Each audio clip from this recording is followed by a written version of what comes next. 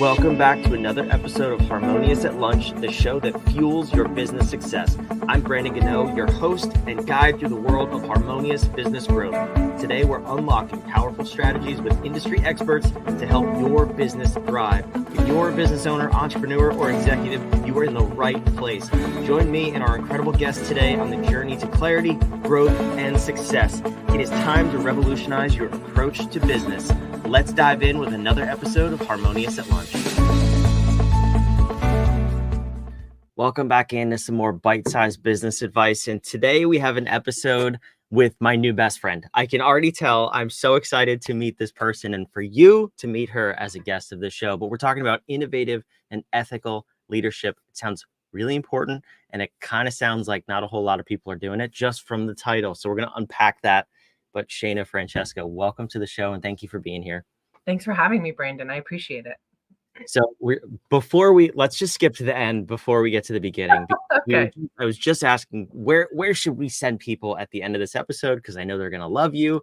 And You have a website that this word I've never seen before in my life, but it means something beautiful. So if you would, please, pronounce the word and tell me what it means. So Consonate is the name of my business. It took me 2 years I wrote down our company values. I created my company's values, which really were my values, right? And how I wanted to bring them into life inside of the organization. And then I needed the name that was going to carry all that was going to hold that. And I found the word Consonate. And it means to arrange or blend together skillfully as parts or elements put together in a harmonious, precisely appropriate or elegant manner.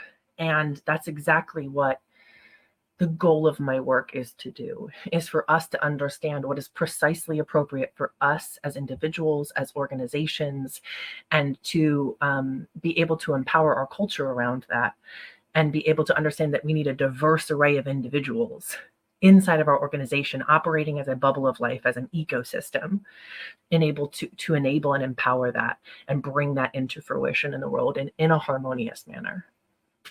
So I'm going to clip that, and that's going to be the new intro to this show, because you're spot on. That's the reason I created this podcast. That is our same belief in consulting with businesses, that, not everything is for you. It's whatever is precisely and appropriately for you in a harmonious manner. That's the name of the show. That's the name of our business architecture. And this is why you don't have to reciprocate this, but we are best friends at this point. I'm in. Let's do it. I love it. I love it. So let's dive in, though, because ethical and innovative leadership, everybody has heard those words. It's not like the word consonate. Like, everybody knows what those words mean.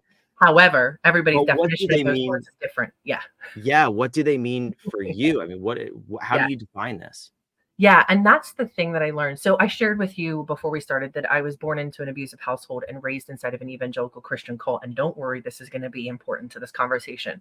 The thing is that I learned that when someone is unwilling to actually define something, to give you language, to tell you what it means, where they're always shifting that definition whenever it's convenient for them, it's about manipulation rather than actually engaging with one another in relationship, right? And so it's really important for me to define those terms. So ethical relationship and ethical leadership are deeply tied together. I believe that leadership is about having an ethical relationship with those we lead. And I posit in my work that all ethical relationship requires curiosity, respect, and accountability. And I, of course, define those things. Yes, you do. And those are perfect definitions too. Do you see that in the workplace today?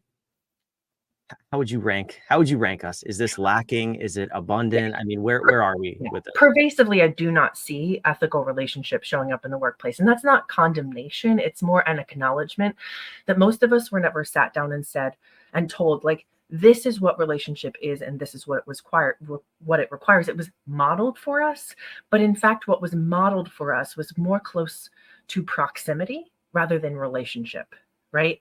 So people showed us what it is to be in proximity to the world around them, not actually in relationship. Relationship is wanting to know and understand. Like, I define curiosity as the desire to know something or someone as they are, not as we want them to be, right? And then respect has to balance out curiosity, because curiosity without respect is intrusive, and respect without curiosity is uneducated, right? And then accountability is taking responsibility for the impact of our actions on the people and the lives that have been and are being impacted, and then learning more and doing better, right? It ties right back to curiosity. And so all these things are deeply tied together, but no one sat me down and told me those things. It took me 14 years to figure it out, right? Because I left the cult and the abusive household at 26. And maybe it didn't take me all of those 14 years, but it's been 14 years, right? And 3 or 4 years ago is when the language finally clicked fully for me to recognize, oh, wait, actually the through line between all the really powerful, successful, profitable leaders that I have seen, and success is defined different ways for different people, but but when I see these organizations like Pixar and like Pal's Sudden Service and like Stewart's Shops and Gore and Associates, I see these organizations that are significantly innovating consistently and profitable, and their people stay there long term, right? Which also helps profitability because you're not losing money on turnover, right? When I see these organizations, these are the through lines. They might use different language than I do, but ultimately that's what it boils down to: is their cultures are founded and their leaders are invested in curiosity, respect, and accountability. Does it go beyond the leaders though? Because those are phenomenal things to have in any organization. How do Yes. they bake it into all of their employees too? So it becomes about setting intentions. It becomes about consistently communicating with the people around us, right? It's about what might feel to people like over communicating, right? Like, you're like, of course I'm sure we have the same intentions, but I'm actually certain we don't, Mm. right? So I'm certain, like, for instance, I just went to Ocean City, Maryland with my friend Jenna. And before we arrived, I took the time to say, this is what my current expectations are. This is the kind of clothing I'm planning on packing based on what my expectations are. What are your expectations? So I know if I need to adjust mine and also adjust what I'm packing, right? And that way, before we even arrived, there was already a set of expectations, right? And we can do that in a variety of ways that are small but impactful. We can start with the interview process, where we could provide imagery, maybe even a video of how someone's where they're going to park, where they're going to enter the building, who's going to greet them, the temperature of the room they're going to be interviewed in, whether or not they have control over that temperature, whether or not they have control over the light setting, right? Is the lights going to be super bright? So they're walking into this like, oh my gosh, everybody can see every inch of everything in my body. Is the chair that they sit in going to be one that has adjustable arms or not? Can they see that in the photos, right? Is it something where there's a fan in the room and there's ability, because we tend to sweat when we're nervous, right? Is there this level of intentionality where we're embracing people's humanity, understanding of their sensory needs, so on and so forth? Are we baking that in to the way that we're showing up as an organization and the way we're ushering people into our organization? That's just all of that blows my mind, because I think a lot of people would hear that and say, this is completely ridiculous. People are human beings. Why does your friend Jenna need to know what you're wearing and what you're packing? On the Mhm. flip side of that is, wow, you have just taken all of the emotional anxiety, whether spoken about or not, and eliminated it from the Mhm. conversation. Yes. It's about honoring my own humanity and someone else's. And here's the thing that I pose to people. Do you want to experience the discomfort of being vulnerable enough to set expectations? And you have to practice that in your personal life, right? I can't, as a leader, learn how to set expectations if I'm not practicing that in my personal life. That's the personal is the professional is the political. Mhm. They're all deeply tied together. And what we empower in our personal lives is what we empower in the world around us in general. So if we're not practicing it in ourselves, how many other people do we think are actually, right? And then that's what's normalized in our society. And then that's what's normalized in the people we hire to lead us, right? So either we're willing to be uncomfortable enough and tap into our own humanity to really connect with other people and truly be in relationship with them, or we're going to be uncomfortable when conflict arises, and that relationship could end up dissolving entirely, and we end up lonely, hurt, upset, right? Rather than working through and learning how to regulate ourselves as people, as leaders, and say, this is my intention. Does this align with your intentions? Right? And sure, maybe it doesn't. And maybe you lose out on that candidate in that moment, but maybe there's another candidate who's better fitted and who's going to stay with your organization long term. Or maybe that candidate needs to work at another organization for a year or two and come back. Right? You don't know what the future holds, but when we set out our intention, we say, this is who I am, this is how I show up in the world, we're going to find really well-suited people for our lives and for our organizations. Yeah, absolutely. You said an important word there that I want to explore a little bit. You said conflict. Now, conflict is important and it's necessary Yes. for growth. It's a beautiful thing. Yeah. But the difference between conflict and combat is a choice. And Mhm. also, I think the combat piece comes from whether it's days, months, years of not fully understanding where a person is coming from and you judging them from your perspective, Yes. and then you have this big blow up. So Yes. does this sort of a model where even if it's just leadership demonstrating this for their team, and then it kind of exudes into the rest of the organization, Yeah. does that eliminate almost the combativeness to Yeah. conflict? Yes, I would primarily at some point in time, there's going to be a miscommunication. Somebody's going to have a bad day. There's going to be a more combative or tense moment, right? But when we have consistently come from a place of communicating our expectations and intentions to one another, when those moments arise, they're going to be less frequent, and they're also going to be less tense or less intense because they're not going to have happened as often. Relationships kind of escalate, right? And so when you have combative moment building on top of one another, now you have people looking to leave. Now you have that tension affecting everyone around them inside of that organization. Now people are walking on eggshells. That's not good for productivity. That's not good for innovation. That's good for getting people to leave. Right. And so when we instead can take a step back and we can set intentions and expectations, and also set intentions and expectations for conflict, the way we're going to handle it, we're going to come to it from a place of community rather than a place of pitting people against one another, right? Us versus them, right? And instead, we're going to have a group of people who act as mentors around the people who are, it's typically one or two. It can expand beyond that, right? But there's typically contention between one, two, or three individuals or groups of people. When we have a group of people around them that's operating as a mentor for them to help them move through and work through that conflict instead of leaving them to the wolves and making them feel like they're in it on their own, it becomes a very different thing, right? It becomes community and advocacy and working together to solve a problem rather than leaving people out on their own to feel like they have to fend for themselves. Those are very different things.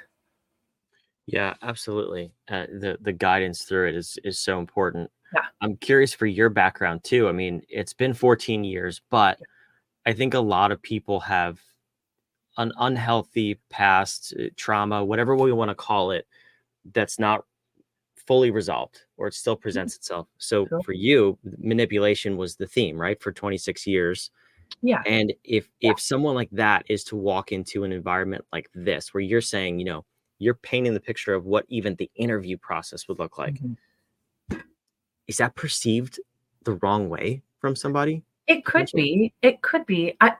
I think what what we're doing in that moment though is showing people that they don't need to arm themselves or protect themselves. They don't need to come into it in a self-defensive posture.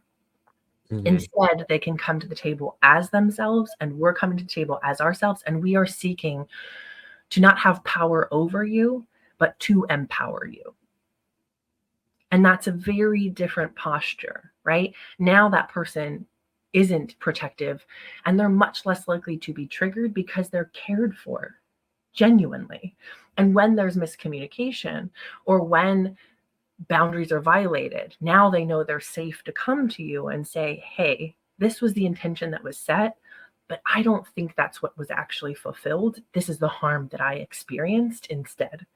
And then that person can say, okay, well, now I can touch back to my intentions, right? If I do something, Brandon, and my intention is not to harm you, but I do end up harming you, and you come to me and say, actually, that harmed me. Now I can say, okay, I set this intention. It was not to harm you, right? Where did I go wrong? What information did I not gather in order to make sure that I actually could fulfill that intention? Did I get enough information? Did I seek counsel from enough people? Did I actually talk to you about whether or not my intention would be harmful to you or not? Or the way I was going to react or act on that intention? Did I talk to you about whether or not it was going to hurt you before I just moved forward, deciding it wasn't going to because my intentions were good? Right. So there's all this conversation that then can be sparked that becomes really powerful because it's back to curiosity, right? It's back to the foundation of all relationship. And I also posit in my work that innovation is a reimagining of relationship. So it is in sitting in curiosity and considering reimagining a relationship that massive innovation can happen. Because as we're innovating our relationship, right, we're also innovating the way that we could show up for our clients, the way that we could show up for potential clients, for new markets, so on and so forth. We're learning how to navigate those moments so we're better informed when we move forward, right? Because again, the personal is the political, is the professional, it's all the same. So as we're learning those skills and getting better at them, it's driving our ability to get better at innovating in general. Yeah, absolutely. I'm thinking for the people who are listening or watching. Thank you. First of all, we love you. But if this isn't the current culture they have in their business, Yeah. You gave examples before of even massive companies who do have this present and they're more profitable, they're happier, their people stay longer. Yeah. I mean, I'm sure you have 97 studies on companies where this is the case, and you can just prove it over and over and over, which is true. But what's the first step if you want to go from wherever you are right now, whatever your company looks like right now, to get closer to this culture of respect, ethics, innovation? Yeah. What do you have to do first? You have to start with curiosity. You have to invest in your own curiosity first and practicing that. Because anything you want to be good at, you have to practice. And that doesn't mean one time or two times. That means consistently. And the way that I practice it in my own life, and this seems really simple, but it's the simple actions that most people overlook that are actually the most profound and the most powerful. I go for walks. That's not the profound part, but I've done that before. That's cool. Yeah. So I go for walks outside, and one of my favorite practices is to find something either I don't know anything about yet, or even more powerful, find something I think I know. I've learned so much about poison ivy, about dandelions, about fuzzy caterpillars, about all kinds of things that I have lived in proximity to and think I know, but I don't actually know. And I seek to learn 3 new facts, 3 new positive facts about the way that living thing operates and benefits the ecosystem it exists in. Now, sometimes I find out like certain kinds of honeysuckles are invasive and they don't really benefit the ecosystem, right? But there are native kinds and indigenous kinds of honeysuckles, so on and so forth. So I learn these things. And the thing that profoundly shifts things for me is like learning about dandelions and how they benefit the soil and how they help soil erosion, and they add calcium into the soil, which is a necessary nutrient, and they do so many cool things, and the whole thing's edible, right? There's so many things for us to learn about the world around us, and when we start practicing that, and especially learning 3 new positive things, it starts to do things to our brain that gets us used to and comfortable in practicing approaching people and the living world around us with curiosity, looking to understand the ways that person benefits the world around them. Wow, that's powerful. And if Yeah. more people took that shift, Yes. we wouldn't have a country that looks the way it looks. We'll just say that. Correct. Yes. Enough said. Enough. I'm willing to do that on most things. Spiders. I'm never going to think those are positive. They're not. They're just used not. to think that. I used to think that, but I've made my peace with spiders and I now name them. And that actually helps me to make friends with them easier. They're like Oh, I don't know about Susie that. and Bob, and like for some reason they're mostly I'm the ones that in my house, I know I mostly name boy names. I don't know why. But it's some like weird name unless I see them carrying an egg sack, and then I'm like, that's Barbara for sure. But And Barbara needs to be evicted because I don't want her little babies in my well, house. okay, so again, agree. I'm not letting Barbara birth her babies in the house, right? But I am, and I'll capture Barbara and put Barbara outside. She might still die, but she has a fighting chance, right?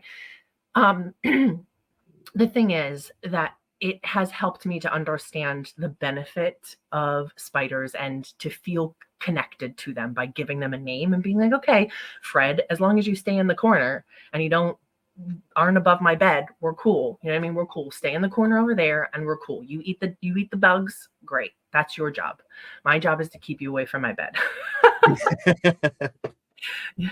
I love it. Since we're best friends now, Shana, I will try that. I will Okay. approach the world with curiosity, and I will be willing to try that with spiders. Not the big Okay. ones yet, but I'll start with the No. little Oh ones. God, no big ones. I saw coconut crabs on a video the other day and it was on someone's Nope. toilet. And I said, that is a gigantic spider. You can't convince me otherwise. And I would run screaming.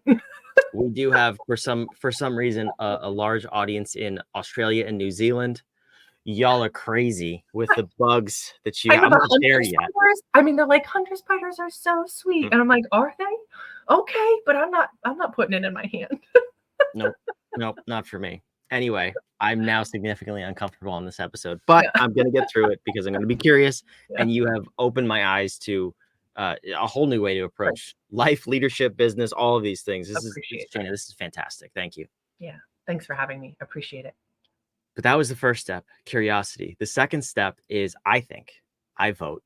Go to your website, check out Yeah. your newsletter. You tell me, where should the listener go for step Yeah. 2? So I would say website. I would say next step is website. Subscribe to my email list. I tried to have someone write my email blasts for me. That didn't work out.